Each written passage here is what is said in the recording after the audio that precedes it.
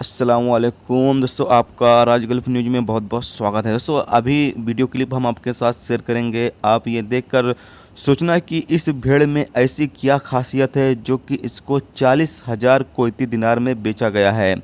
ये भेड़ की खासियत क्या है, इस हवाले से कोई भी अपडेट नहीं आई है, लेकिन जिस हिसाब से भेड़ दिख रहा है आप देखकर अंदाज़ा लगाएं कि इसमें क्या खासियत है जो कि इस भेड़ को 40,000 कुवैती दिनार में बेचा गया है। यानी कि इसकी नीलामी की गई और सबसे हाई बोली जो वो लगाई गई है वो 40,000 कुवैती दिनार लगाई गई थी, जिसके ऊपर कोई शख्स नहीं गया, तो इसको 40,000 कुवैती दिनार में जो है वो बेचा गया है। तो चलिए देखिए आप भी ये वीडियो क्लिप।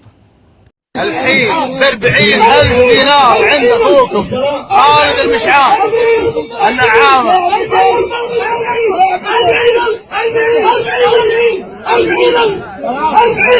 الحين ب40,000 دينار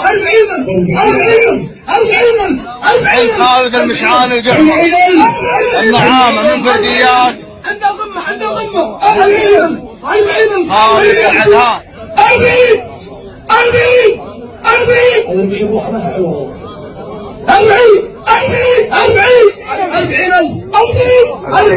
40,000 دينار.